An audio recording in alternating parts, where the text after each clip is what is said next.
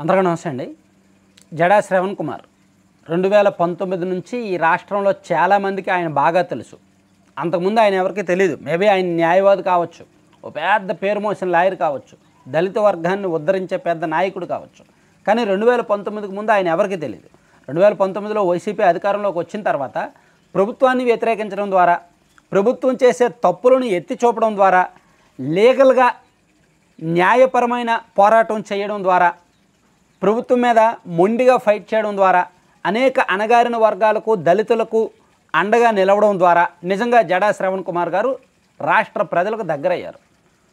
So ఒక రకంగా ఆయనలో ఏదో సబ్జెక్ట్ ఉంది, పనికొస్తాడు, మంచి నాయకత్వ లక్షణాలు ఉన్నాయి, సమకాలీన అంశాల మీద గట్టిగా ఫైట్ చేయగలుగుతున్నాడు అనే నమ్మకం ఏర్పడింది. సో దాంతో అప్పటి అవసరం మేరకు టీడీపీ అనుకూల మీడియాలన్నీ కూడా అతనిని కూడా వాడుకున్న డిబేట్లకు పిలిచాయి. అదే సందర్భంలో ఆయన కూడా ఈ మీడియాలను వాడుకొని కాస్త ఫేమస్ అయ్యారు. మీడియాలు ఒకవేళ ఆయన పట్టించుకోకపోతే, డిబేట్లకు పిలవకపోతే ఆయన కూడా ఎవరో తెలియదు.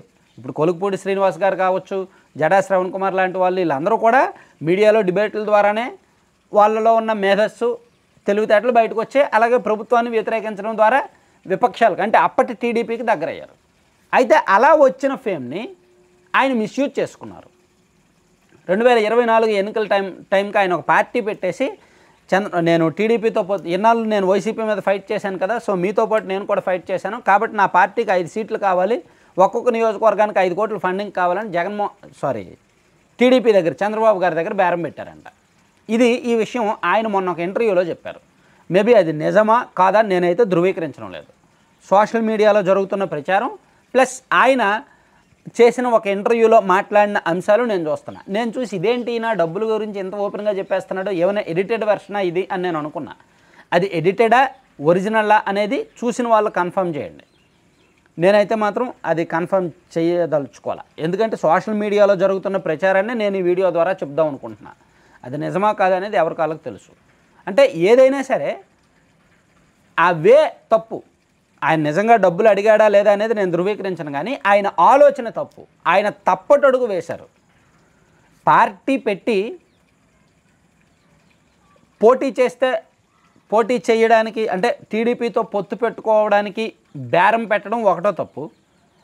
అలా బేరం పెట్టి మాకు డబ్బులు ఇవ్వండి, మాకు ఇన్ని సీట్లు ఇవ్వండి, దీనికి డబ్బులు ఇవ్వండి అంటే ఎందుకు ఇస్తారు? ఆ అవసరం టీడీపీకి ఏముంది? సో అందుకే చంద్రబాబు గారు పట్టించుకోవాలి. మీలాంటి వాళ్ళు, ఆయన రాజకీయ అనుభవంలో ఇటువంటి వాళ్ళని ఎంతమందిని చూస్తుంటారు? సో అందులోకి చంద్రబాబు గారికి, పవన్ కళ్యాణ్ గారికి కాన్ఫిడెంట్ ఉంది, ఖచ్చితంగా గవర్నమెంట్ వస్తుంది, అధికారంలోకి వస్తామని పూర్తి నమ్మకం ఉంది.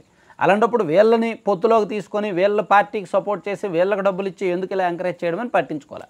చివరికి నాకు తెలిసినంత వరకు ఈ 5 కోట్లు డబ్బులు అడిగారో లేదో నాకు తెలియదు, కానీ తాడికొండ సీట్ అయితే అడిగారని నాకు తెలుసు.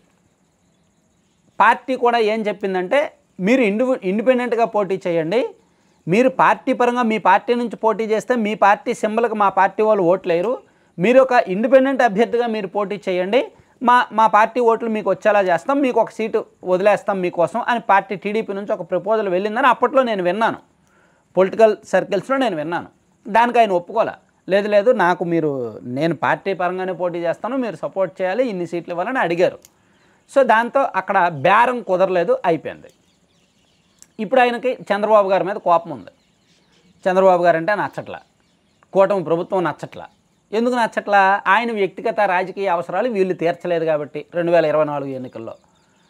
సో దాంతో ఇప్పుడు ఈయన విపరీతంగా రెచ్చిపోతున్నారు.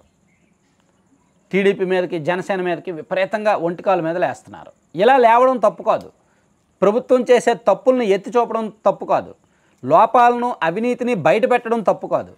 కానీ ఏదో ఒక సాధారణ సోషల్ మీడియా కార్యకర్త ఎవడో పనికిమాలినోడు మాట్లాడినట్టుగా ఆయన ఒక న్యాయవాది అయ్యుండి, ఆయన ఒక లీగల్ ఎక్స్పర్ట్ హోదాలో ఉంటూ, పవన్ కళ్యాణ్ గారు డబ్బులు తీసుకున్నారు, ప్యాకేజీ తీసుకున్నారు, నెల ఆయనకి ఎంత అమౌంట్ వెళ్తుందని ఆయన చెప్పడం ఒక రకంగా చాలా వర్గాల్లో ఆయన మీద ఒక అసహ్య చులకన భావన ఏర్పడింది. దాంతో ఇప్పుడు ఆయన సోషల్ మీడియాలో టీడీపీకి, జనసేనకి ఆయనే ఒక పెద్ద టార్గెట్. ఆయన టార్గెట్ ఎప్పుడిప్పుడు దొరుకుతాడా అని చూసే తరుణంలో ఆయన ఇంటర్వ్యూలో ఈ మాటలతో బయటపడ్డారు. దాంతో ఇప్పుడు ఆయన మీద విపరీతంగా యాంటీ ప్రచారం జరుగుతోంది. సోషల్ మీడియాలో విపరీతమైన నెగిటివ్ ప్రచారం జరుగుతోంది. అయితే ఇప్పటికీ కూడా ఆయన వైసీపీ మీడియాకి ఆయన ఒక పెద్ద మంచి అస్త్రం అన్నమాట, ఆయుధం. ఆయన దగ్గర వాయిస్ ఉంది, ఆయన దగ్గర సబ్జెక్ట్ ఉంది, ప్లస్ ధాటిగా మాట్లాడగలడు. ఎందుకంటే అంటే ఒకటి న్యాయవాది, తనకు ఏమైనా లీగల్ నోటీసులు వచ్చినా తన సమాధానం చెప్పుకోగలడు. రెండు కులం అండ, ఇదిగో నేను పలానా కులస్తున్నా అందుకే నన్ను వీళ్ళు వేధిస్తున్నారు అని జనంలోకి వెళ్ళి చెప్పేయచ్చు. సో ఈ రెండింటిని చూసుకొని ఆయన ప్రభుత్వం మీద మరింతగా చెలరేగుతున్నారు, రెచ్చిపోతున్నారు. అయితే ఇక్కడ పవన్ కళ్యాణ్ గారు కానీ, చంద్రబాబు గారు కానీ, లోకేష్ గారి స్థాయిలో వాళ్ళని జడా శ్రవణ్ కుమార్ గారిని అసలు పట్టించుకోవట్లా. అసలు వాళ్ళని అటువంటి వాళ్ళని లెక్క కూడా చేయట్లేదు. కానీ ఆయన చేస్తున్న మాటలు శృతి మించుతుండడం, స్థాయికి మించి ఉండడంతో పార్టీ క్యాడర్ మాత్రం ఊరుకోవట్ల. అతని మీద ఏదో ఒక చర్యలు తీసుకోవాలి, అతను చెప్పిన మాటల మీద ఎంక్వైరీ చేయాలి, లేదు అతను చెప్పింది నిజమైతే అవతల మీద చర్యలు తీసుకోవాలి, అతను అబద్ధం చెప్తే అతని మీద చర్యలు తీసుకోవాలి అనే డిమాండ్లు వస్తున్నాయి. సో ఇప్పుడు అతని మీద ఏం చర్యలు తీసుకున్నా సరే మళ్ళీ కులం కార్డు బయటకు వచ్చేస్తుంది. అదంతా సెన్సిటివ్ ఇష్యూ అవుద్ది.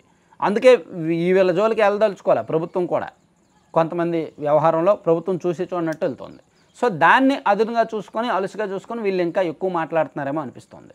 అందులో జడా శ్రవణ్ కుమార్ గారు కూడా ఒక 10 అడుగులు ముందే ఉన్నారనమాట. ఆయన రాజకీయ విమర్శలు కానీ, ఆయన మాటలు కానీ శృతి మించి మరీ రెచ్చగొట్టేలా ఉంటున్నాయి. సో అందుకని ప్రస్తుతానికి సోషల్ మీడియాలో అయితే ఆయన మీద విపరీతంగా యాంటీ ప్రచారం జరుగుతోంది. Thank you.